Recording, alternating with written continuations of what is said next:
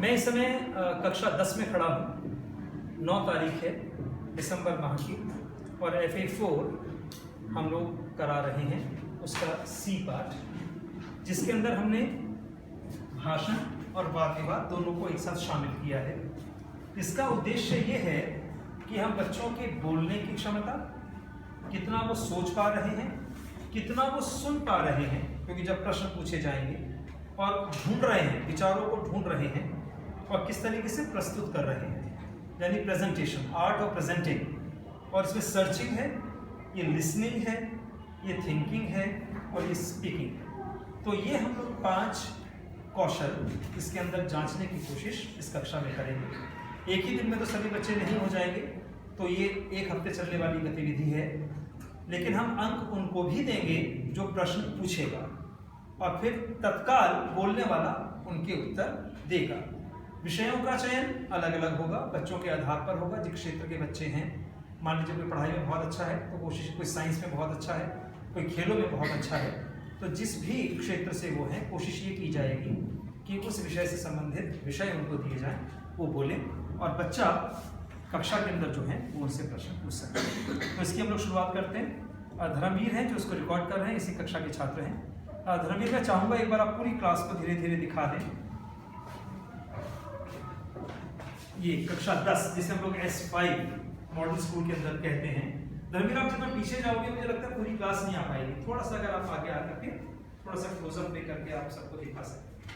तो सबसे पहले मैं चाहूँगा गांधी आप ये गांधी हैं, गांधी जी वो वाले गांधी जी नहीं, और निपुण हैं कई चीज़ों में। आज हम इनकी बोलने की क्षमता का अवलोकन करेंगे, जांचेंगे कि इनको विषय तत्काल कौन सा दिया जाए और किस विषय पे। वैसे ये हर विषय में बहुत अच्छे हैं। आइए रवि, आप यहाँ से सामने से आ जाए। आप कोई गेम खेलते हैं, कुछ खेलते हैं? क्या खेलते हैं? क्रिकेट। आप क्रिकेट खेलते हैं। मेरा प्रश्न ये है कि हमारे देश में क्रिकेट बहुत प्रचलित है और प्रसिद्ध है, बाकी खेल नहीं है, क्यों? क्रिकेट एक ऐसा खेल है जो पुराने ज़माने में राजा महाराजा और जो ब्रिटिश वाले थे वो खेलते थे। तो जो ब्रिटिश गई तो जो आम लोग थे उन्होंने देखा कि राजा महाराजा क्रिकेट खेलते हैं, तो उन्होंने सोचा कि अब हम भी क्रिकेट खेलेंगे तो हम भी उस स्वभाव के हो जाएंगे। जैसे हमारा जो नेशनल स्पोर्ट है वो हॉकी है। हॉकी भी मैं खेलता आ रहा हूँ, बट बचपन में मैं क्रिकेट खेलता था।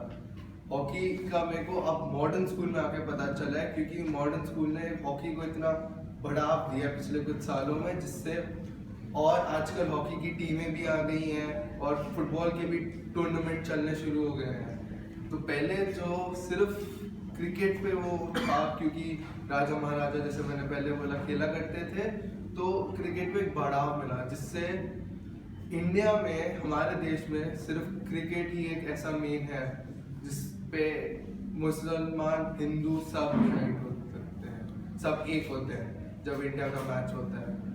कुछ और कहना चाहते हैं? कुछ और पॉइंट्स है आपके पास? आपसे कोई प्रश्न पूछे इनसे, उन्होंने कई चीज़ें कही हैं।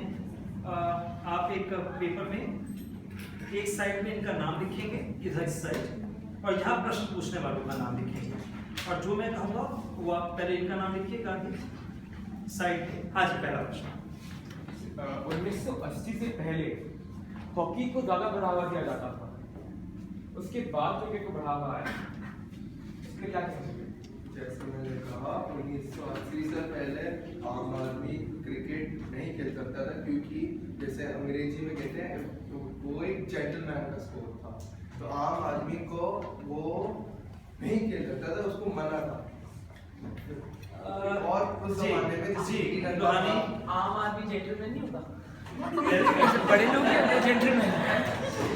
यस रोहन, आपका पॉइंट मिल गया।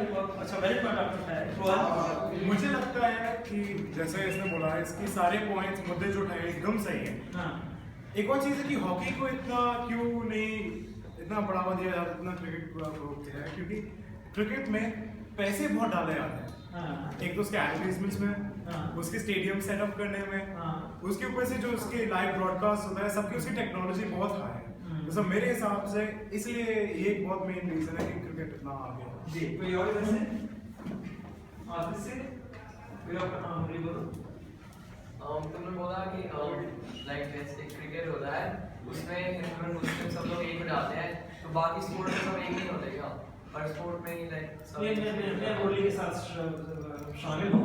हमारी फुटबॉल टीम में भी, हमारी हॉकी टीम में भी, इनफैक्ट जो और भी जितनी भी टीम्स हमारे यहाँ खेलों की हैं, उसके अंदर हर जाति के लोग शामिल हैं। ऐसा नहीं है कि क्रिकेट के अंदर ही मुस्लिम लोग हैं खेलने वाले, तो वो हॉकी में नहीं हो सकते।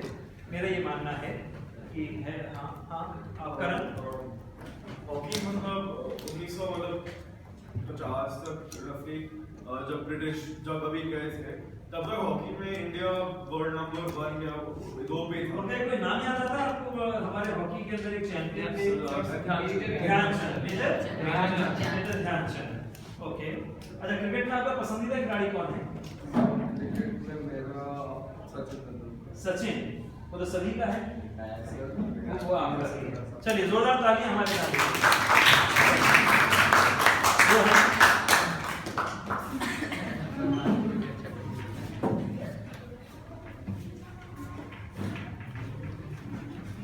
आप रोहन परमार हैं। हिंदी में इनकी शिकायत रहती है कि मेरे अच्छे नंबर नहीं आते।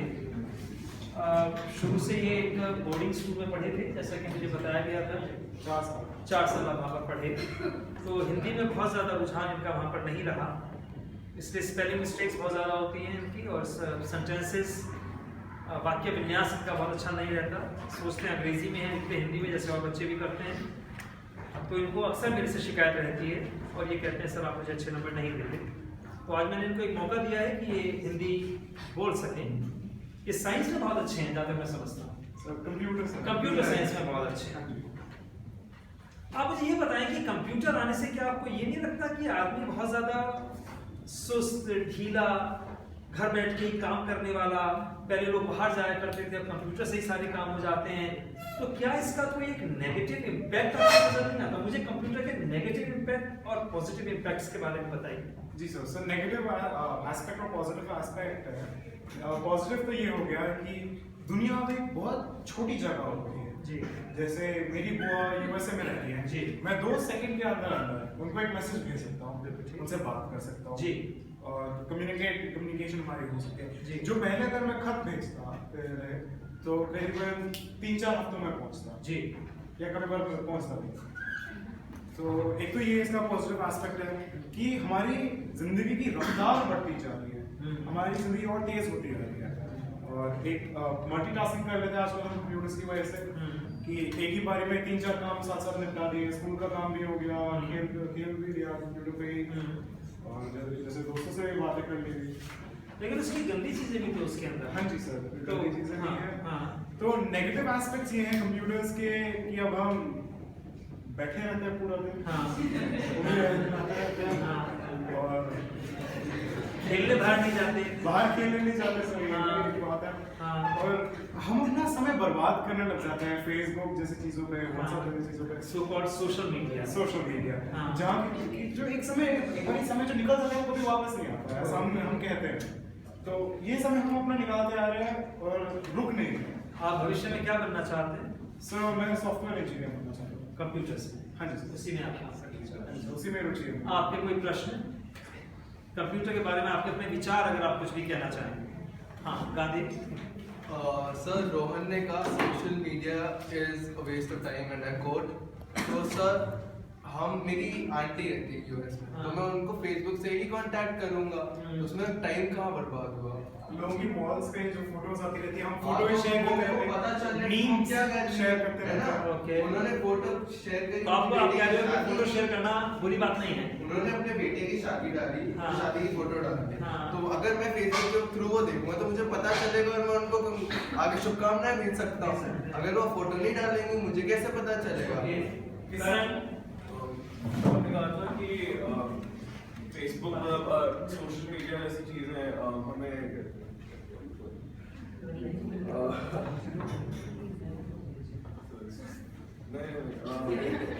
करण, ओके बैठिए। आयुषी कपूरी।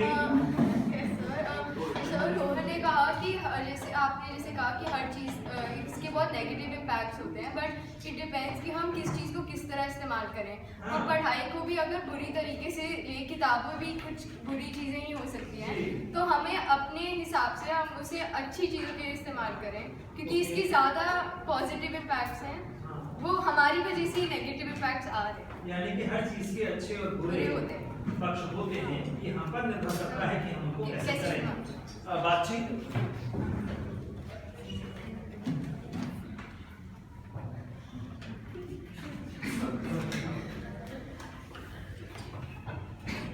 बैठ। लिखो उसको। अब आप ये देखिए कि ये प्रश्न नहीं पूछ पाए, यानी चिंतन की प्रक्रिया के दिमाग में नहीं चल रही थी, और कक्षा से बाहर रहेंगे तो पूछेंगे कैसे, क्योंकि ध्यान से उन्होंने सुना विषय जब तक कंप्यूटर था।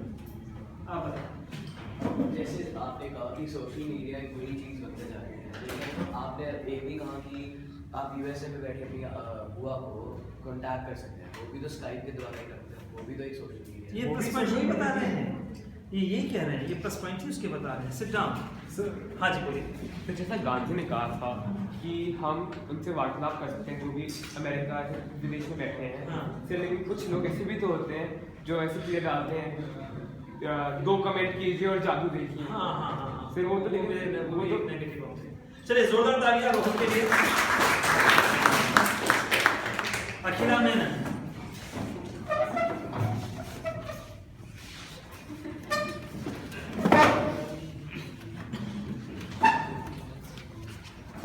इनके बारे में खासियत ये है, आप साउथ से हैं कहीं? कौन सी स्टेट से हैं? आप केरला, मलयाली हैं आप, तो हिंदी आपकी मातृभाषा नहीं है, और मलयाली आपकी मातृभाषा है जो आपने बचपन से सीखा है।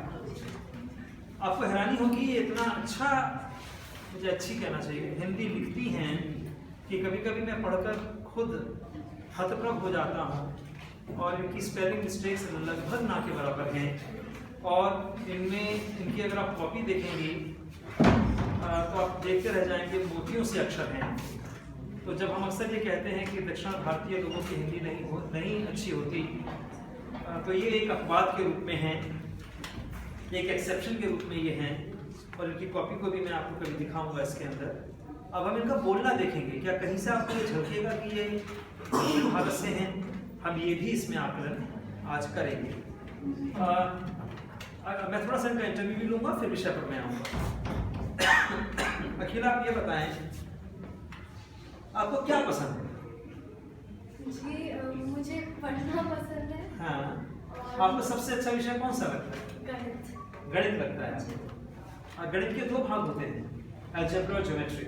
इनको हिंदी में क्या कहते हैं? कौन बताएगा?